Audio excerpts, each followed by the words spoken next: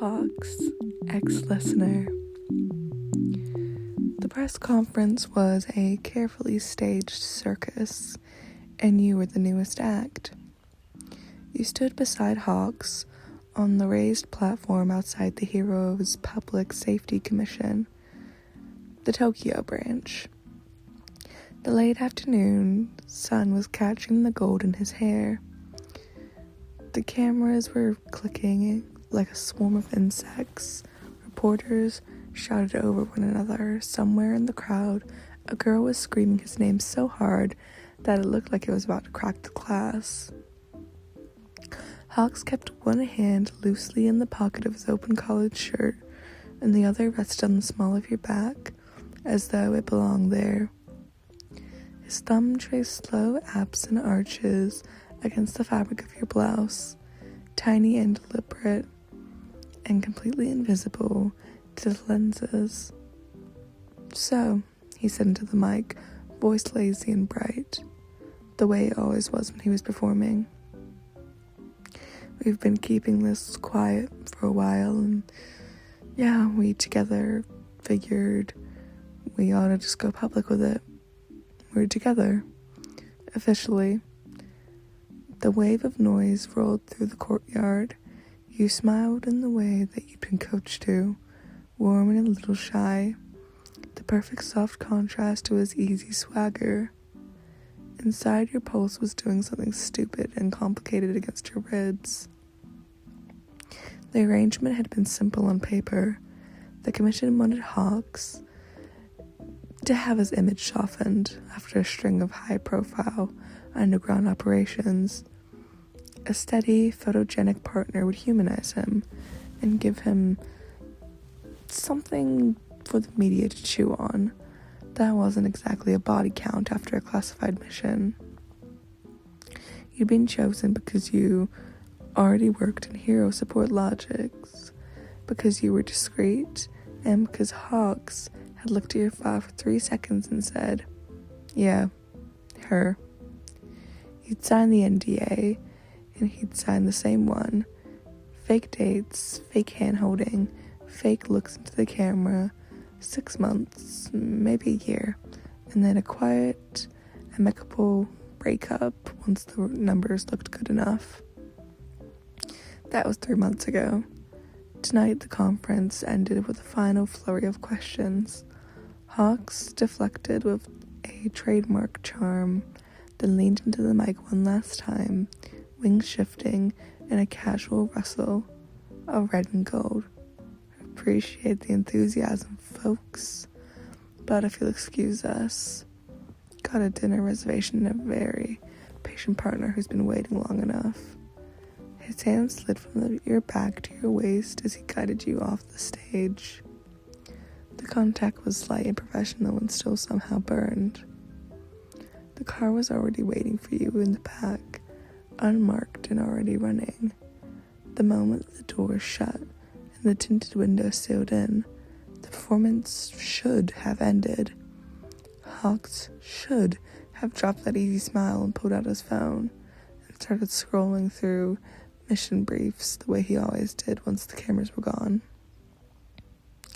Instead, he stayed quiet for a moment longer, head tipped back against the seat, golden eyes half-lidded as the city lights streaked past.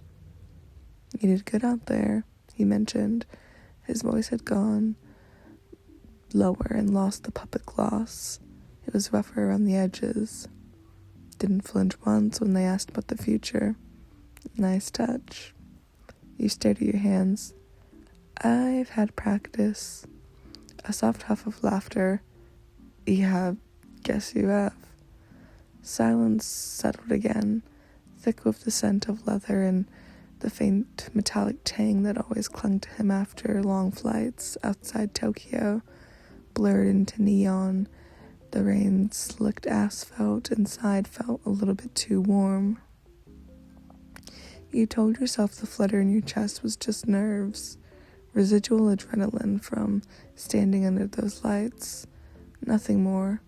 But the truth had been creeping in for weeks, quiet, relentless, and impossible to ignore. It lived in the way that he always angled his body between you and the crowd, in the way he'd started bringing coffee the exact way you liked it without being asked, in the late night text that had nothing to do with the arrangement, and the "you still up?" followed by a blurry photo of the city from somewhere high above, captioned, "Look better from up here, wish you could see it." You answered every single one. The car stopped in front of the high-rise district far from the hero unit. Hawks' private apartment, rarely used, almost never photographed. The doorman didn't even look twice as you both stepped in the elevator. Inside the penthouse, the lights were low. Floor-to-ceiling windows framed the glittering sprawl of the city. Hawk shrugged out of his jacket and tossed it over the couch, wings flexing before settling. He moved to the kitchen like he lived there, which he actually, ironically, didn't really. "Drink?" he asked over his shoulder.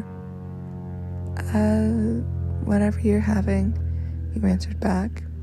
He poured 2 fingers of something amber into a matching glass and carried them over. When his hand crossed yours, his fingers brushed and lingered half a second longer than necessary. You both ended up on the couch, facing the windows, not touching, close enough that the heat could radiate off of him. Hawk started speaking before you got too awkward. "Commission's happy," he said. "Public's eating this up. The numbers look great and the mission's succeeding." You nodded, throat tight. Yeah, that's good." "Yeah." He turned his glass slowly between his hands. "Except I keep forgetting this is fake." The words landed soft and heavy. You looked at him. You mean really looked at him. The usual lazy confidence was there, but underneath, something quieter had surfaced, something that made his golden eyes darker. "Kego," you warned, but he set his glass down with a deliberate care, then shifted, one knee coming up to the couch, so he fully faced you. One wing curved forward, half a shield of crimson and gold that blocked the rest of the room, creating a small space that smelled like him, like clean feathers and a faint spice of whatever cologne he was wearing. "I was supposed to keep this professional," he said, voice low. "Keep the lines clean. But every time I have a hand on you for the cameras, I start thinking about how it would feel if I didn't have to stop.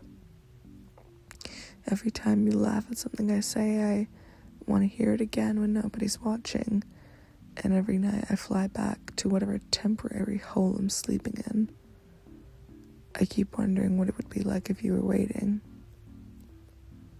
"We weren't supposed to make this real," you whispered. An almost self-deprecating smile tugged at his mouth. "Yeah, I'll tell that to every part of me that keeps stopping breathing every time you look at me." He reached slowly, giving you a chance to pull away. His fingers pushed a stray strand of hair from your cheek that settled there. His thumb traced the line of your cheekbone once, gentle. "I've been in a lot of fake things," he murmured, "but this doesn't feel like any of them." The distance between you two was getting closer. "Tell me to back off, or I'll do it. We'll finish the contract, clean with no hard feelings." You could have said it. You could have told him to leave, could have protected that neat, safe boundary you both agreed to. Instead, you closed the last fraction of space and kissed him. Hawks made a low sound in his throat, half surprise and half relief, and kissed you back. "Guess we're finally doing it for real now," he said, voice rough after you broke.